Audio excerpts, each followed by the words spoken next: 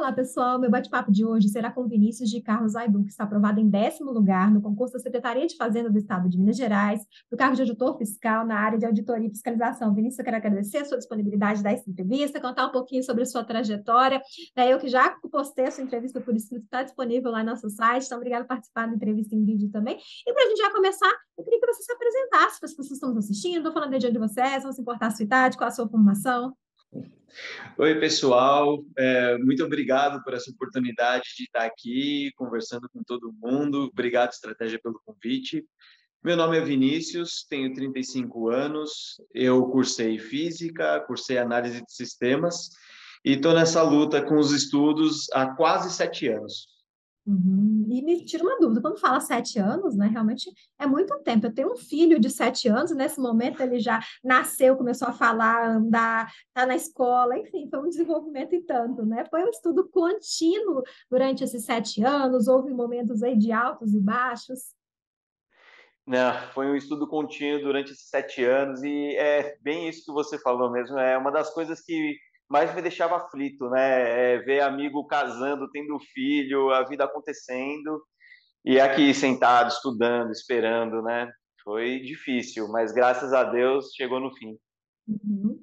E você comentou na entrevista por isso que essa não foi sua primeira aprovação, né? Não foi não. Eu já passei na CGU, passei também como auditor no Amapá e agora aqui em Minas Gerais também. Uhum. Qual a sensação de ver o nome na lista dos aprovados? No momento dessa gravação, a gente ainda está com o resultado provisório da discursiva, pode acontecer alguma alteração que seja para melhor, caso aconteça, né? Mas qual a sensação de ver o seu nome em 10º lugar, pela quantidade de vagas, por que não dizer entre os primeiros colocados no topo da lista? Maravilhosa, é a sensação de que valeu tudo a pena, é a sensação de que vale realmente a pena se dedicar e fazer o seu melhor, porque um dia o resultado vem.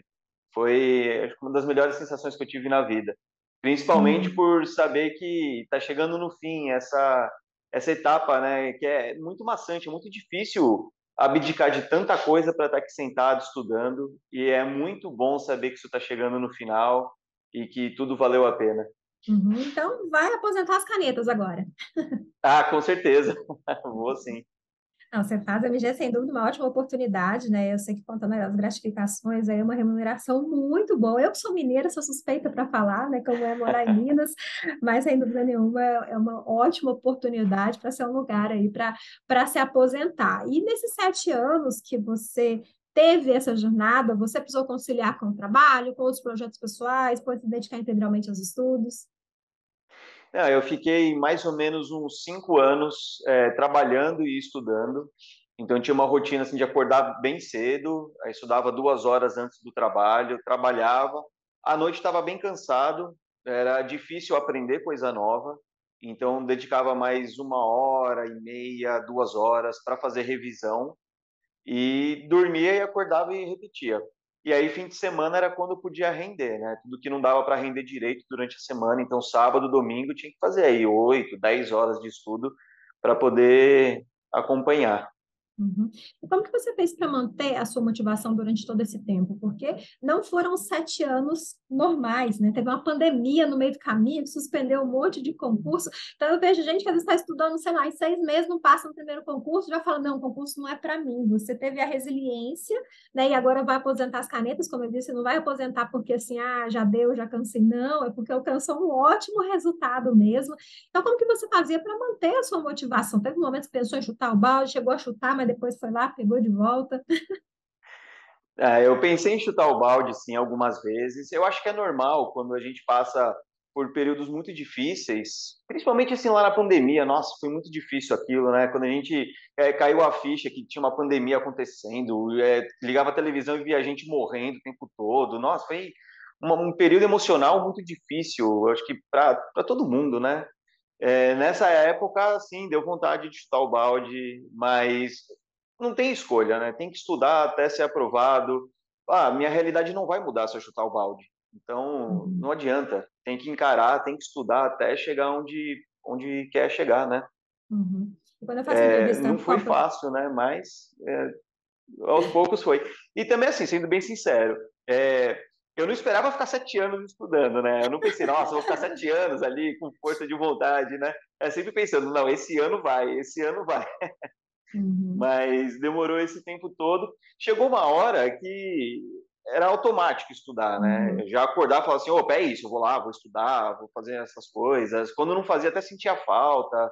Então, depois de um tempo, estava tão acostumado que ficou normal. Agora, até fazer isso ficar normal, realmente foi difícil, foi uma luta. Uhum. Quando eu faço essas entrevistas e pergunto alguma coisa nesse sentido de motivação, de desistir, eu estou conversando com pessoas que não desistiram, claro, e foram aprovadas. Eu sempre lembro, né, daquela arte de um cara que faltava uma última assim, escavação para ele fazer, que ele ia chegar num diamante enorme e aparece lá um fininho, a parede bem fininha, né, o que ele buscava, talvez até maior do que ele buscava, e ele voltando, né? Então nunca se sabe quanto tempo ainda vai demorar a sua aprovação se você desistir, né? Eu sempre escuto, quem não desiste consegue. Se vai demorar 1 ano, 2, 7, o negócio é não desistir e ir tentando. E eu imagino que foi muito tempo de estudo, né? Até nesse tempo, concorrência vai mudando, as formas de estudo vão mudando, né? A estratégia tem mais de 7 anos, então desde aí você não sei se quando foi que você começou a estudar com o nosso material, mas você teve momentos diferentes de estudos, de método de estudos, foi mudando, aperfeiçoando à medida que o tempo ia passando, ou manteve, né, da mesma forma aí durante todo esse tempo? Né, eu mudei, sim, bastante coisa. Para ser bem sincero, eu comecei a estudar tudo errado. Eu comecei a estudar assim, o meu começo é aquele livro, O que você não deve fazer. Foi tudo errado. Para começar, que eu estava com alguns problemas financeiros no começo e eu não podia estudar todas as matérias que eu precisava, né? Eu Uhum, demorei aí 1 ano estudando só 3 matérias porque era o que deu. É, e assim, alguns erros que eu cometi. Eu comecei estudando com livro, e estudar com PDF é muito mais fácil, fica muito mais dinâmico. Eu fazia meus resumos à mão, com canetinha colorida, assim. É até engraçado falar, né? Perde muito tempo, e aí eu andava para cima e para baixo com aquelas pastas gigantes, né? Depois eu mudei, passei tudo para o computador, ficou muito mais fácil, mais ágil. Então a gente vai sempre aprimorando o estudo. A própria forma de fazer o resumo das informações que você coloca, o jeito que você apresenta as informações que se encaixam melhor para você, né? Vai aprendendo a fazer isso de uma maneira melhor e vai aprendendo a estudar, né? Realmente vai uhum. aprendendo a estudar. Uhum.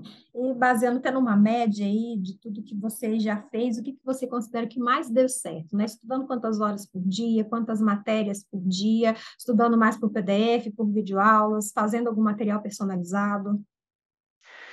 Eu estudei por videoaula, mas algumas matérias que eu sentia bastante dificuldade, né? Assim, por exemplo, contabilidade foi uma matéria que foi difícil. Eu tive que me dedicar bastante para essa matéria. É, as aulas em vídeo me ajudaram demais. Agora, no geral, eu prefiro ir pelo PDF por ser mais rápido, porque o volume de matéria é muito grande. Então a gente tem que dar produção ali, né? Não dá tempo de ficar assistindo muito vídeo. Tem que ser uma leitura quase que dinâmica ali. Eu já ia lendo e anotando nos resumos direto o que eu achava que era mais importante, ou aquela coisa que você olha e fala, nossa, isso daqui, caramba, isso aqui eu erraria se perguntasse na prova. Então deixa eu colocar aqui no meu resumo para lembrar, né? Uhum. É, Agora, o estudo em livro eu não recomendo. Eu fiz isso por bastante tempo. Não é tão ágil que nem o PDF. A gente, quando faz no PDF no computador, tem aquela facilidade toda de você só dar um Ctrl+C, Ctrl+V ali, tira um print, cola algum esquema que o professor coloca no seu resumo. Ajuda demais, né? É muito importante deixar o estudo mais dinâmico possível. Uhum. E eram quantas horas de estudo, principalmente nesses últimos momentos aí que você pôde se dedicar integralmente? Eu tive várias fases, né? No começo eu sentia muita dificuldade em fazer, por exemplo, mais do que 4 horas por dia. Chegava fim de semana, eu sabia que eu precisava fazer 8, 10 horas, mas nossa, era difícil. O corpo não está acostumado a estudar, né? Ficar sentado muito tempo, manter a concentração. Isso vem vindo aos poucos. Vai se forçando cada vez um pouquinho mais, cada vez um pouquinho mais, e aos poucos eu consegui aumentar isso tudo.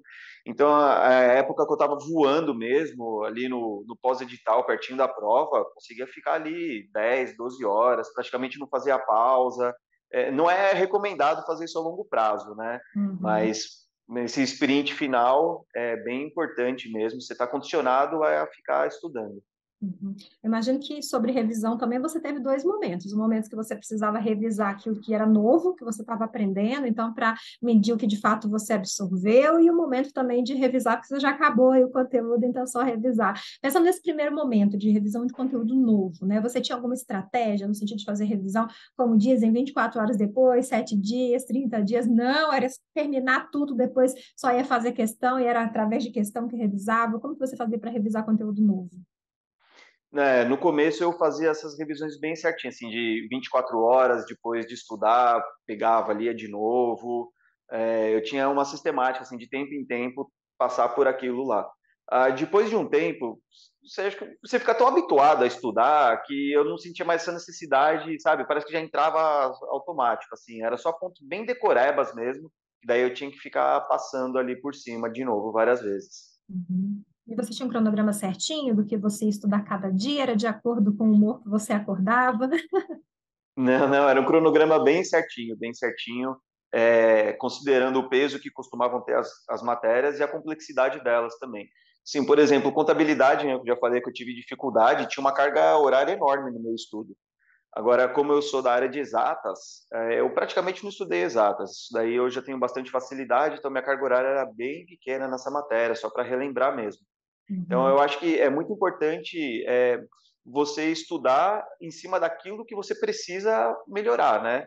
Eu sempre pensei, poxa, se eu tenho um ponto fraco, imagina se ele fosse meu ponto forte. Então, é isso que eu buscava. Falava, ó, essa matéria aqui eu tenho muita dificuldade. Pô, eu vou estudar tanto que eu vou ficar feliz se isso daqui cair na prova. E uhum, foi a minha estratégia para definir essas prioridades que eu tinha. uhum. Eu não sei se isso é bom ou ruim, mas no caso da discursiva, ela não foi no mesmo dia da objetiva, né? Ela foi depois. Então, isso te permitiu também poder treinar para a discursiva passar do resultado da objetiva. Foi assim que você fez? Ou a sua preocupação com a discursiva já começou antes mesmo de realizar a prova objetiva? Não, eu estudei 100% depois da prova objetiva. Antes da prova objetiva, eu nem pensei na discursiva. Agora, Uhum. depois da objetiva também, meu estudo foi completamente diferente para a discursiva. Foi só baseado em redação mesmo. Não fiz questão, ou questão objetiva eu não fiz nenhuma. Foi realmente lia a lei seca e ficava escrevendo as partes que eu achava mais importante, né? Como se Uhum. fossem questões, sabe? Ah, fale sobre tal coisa. Aí eu ficava tentando lembrar exatamente como estava escrito na lei, escrevendo, escrevendo. Foi uma média aí de 4 a 5 redações por dia durante todos esses 2 meses que separaram as duas provas. Uhum. Então, você manteve a mesma intensidade de estudo todos os dias. Foi insano, assim, a quantidade de estudo. Foi uma coisa que eu nunca tinha feito antes na minha vida. Foi muito, muito mesmo, muito mesmo. Uhum. E mudou a sua classificação, a nota da discursiva, seja para cima ou para baixo? Mudou. Por enquanto ainda está no preliminar, mas eu estava empatado do 22º ao 29º na objetiva. E agora eu subi para 10º. Então valeu Então, a pena esse esforço. fico na torcida aqui para dar tudo certo. E por curiosidade, né, como eu disse, quando esse vídeo for para o ar, não sei se já vai ter passado essa fase, né, de recursos, já teremos o resultado da discursiva, mas pretende entrar com recurso? Vou entrar com recurso, sim. Vou entrar para algum pequeno ponto que eu discordo, mas no geral eu concordo aí com a avaliação da banca em muita coisa. Meu recurso vai ser bem pequenininho. Para ser sincero, eu não tenho muita esperança no recurso, não, mas eu vou tentar. Então, algum argumento que possa ser válido ali. Não, faz bem. Uma vez eu fiz uma live com o professor da parte de discursiva e ele falou que a única fase do concurso que é opcional, mas que a orientação dele é, se você não fechou, faça recurso, porque quem está atrás de você vai fazer.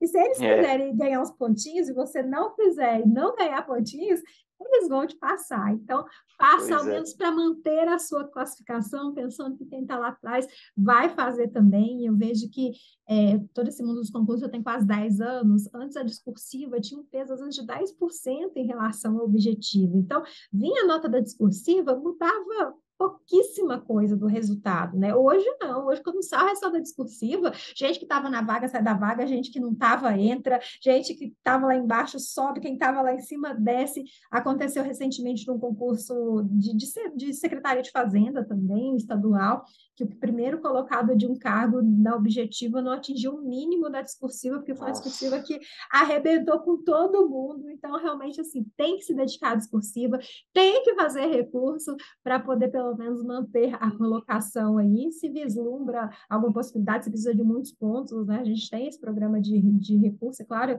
é pago no estratégia, né? Mas quem está fazendo ali realmente só para manter a posição, faz para garantir esses, pelo menos, ficar aí da colocação. É um concurso com muitas vagas, né? Você acha que esse concurso da Secretaria de Fazenda é uma exceção, são muitas vagas, mas não dá para brincar, não, né? Não, não, porque foi bem apertado, né? Se eu não me engano, a Uhum. nota de corte aí tá beirando os 80%, né? Mesmo com tudo isso de vaga, foi um concurso bem disputado. Mas bom Uhum. saber, eu mesmo não estava sabendo, é que eu sou muito alheio à internet, né? Só fico estudando. Eu não sabia que o Estratégia estava com os recursos, bom saber, Uhum. porque terminando aqui eu vou correndo tentar conseguir um para mim também. Não, como eu disse, assim, são recursos pagos, porque vai ser um trabalho individual, vão ver a sua questão. E eu quero até aproveitar para fazer um merchan aqui, né? É o seguinte, o professor recebe, ele vai ler. Se ele falar assim, não tem possibilidade de recursos, você não vai ser cobrado por isso. Agora, se ele falar assim, ó, tem essa possibilidade, tudo, ele vai ser muito sincero com você. E tendo essa possibilidade, ele vai te ajudar na elaboração de um recurso. E uma coisa que esse mesmo professor me falou assim, Thaís, nunca vi situação, exceto uma, em que a nota do candidato abaixou. Foi quando ele fez um recurso xingando a banca, xingando o examinador, a mãe do examinador, e aí foram olharam a redação dele com mais calma, digamos assim, ainda com menos paciência e tiraram o ponto. Mas foi uma situação na vida que ele havia falado. Outras, ou você mantém a sua nota, ou você vai subir. Então, mais uma vez, não custa fazer aí o recurso. Espero que essa entrevista vá para o ar só depois que o povo fizer, para não ficar essa dica aí, né? E você manter a sua colocação. Brincadeiras à parte, é uma preparação realmente que precisa ser direcionada da discursiva, mas depois você mesmo lia, logo depois que você finalizava, deixar para o dia seguinte, porque aí as ideias já se acalmaram na cabeça e você vai ler, né, com mais cautela o que você escreveu, pedir alguém para ler, como que você fazia para corrigir isso que você escreveu, para ter certeza, né, que estava fazendo, estava treinando, mas estava no caminho certo. Como eu tentava sempre escrever bem parecido com a lei, eu escrevia, depois eu ia batendo com a lei. Na verdade, eu fazia assim, eu pegava um assunto, que às vezes não fica só em uma lei, né? Às vezes tem outra lei que fala um pouco também. Então, eu pegava o assunto, aí eu fazia com consulta um resumo de como eu acho que deveria ser a redação perfeita, abrangendo todos os tópicos, né, bem ali no literal. E depois eu tentava replicar isso. Aí Uhum. eu passava em uns 3, 4 dias que eu fiz esse assunto, aí eu falava, vou tentar fazer daquele assunto ali. Pegava, escrevia, aí depois eu ia batendo com o resumo que eu tinha feito no computador e via o que estava faltando, o que estava acertando, falava, tá faltando aquela parte. Então eu já dava uma revisadinha, sabe, dava uma destacada aquilo no meu resumo, tipo, revisa mais isso daqui que eu tô com dificuldade de fixar essa parte. Então eu fui Uhum. me guiando dessa maneira. Estratégia concursos, como e quando você conheceu? Conheci pela internet, porque eu não tenho nenhum amigo assim próximo, nem familiar que foi para esse mundo dos concursos. Então, eu conheci pela internet mesmo em 2020. Eu comecei a estudar no final de 2016 e só em 2020 que eu conheci. É para você ver que eu sou ruim mesmo de internet, né? Aí eu adquiri alguns cursos, estudei bastante coisa pela estratégia. Na época ainda que eu comecei não tinha essas assinaturas vitalícias, senão eu teria ido com certeza nelas, porque o que eu comprei de curso lá, nossa, como eu queria ter essa assinatura. E eu estudei realmente bastante matéria aí pela estratégia e outras coisas que me ajudaram demais também foram os vídeos que vocês postam no YouTube, principalmente a revisão de véspera, né, que dá uma direcionada muito bacana. Isso tudo sempre estava presente aqui no meu dia a dia. Uhum. E você que conheceu o Estratégia durante a sua caminhada, né? O que você acha de diferencial no nosso material? Ele é bem direcionado. é realmente focado naquilo que cai, né? Muitas vezes a gente pega um material, é o grande problema dos materiais em geral. Ou ele é muito grande e pô, a gente já tem tanta coisa para estudar, você não pode pegar uma coisa que não vai cair praticamente nunca, né? Fala, e se cai? Fala, se cai você erra que nem todo mundo, mas você tem que focar seu tempo naquilo que vai cair com maior chance, porque é realmente muita coisa.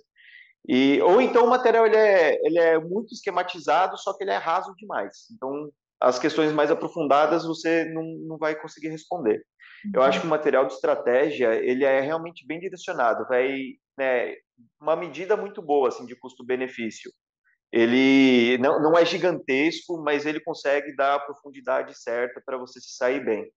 E Uhum. alguns professores aí que são muito renomados, né?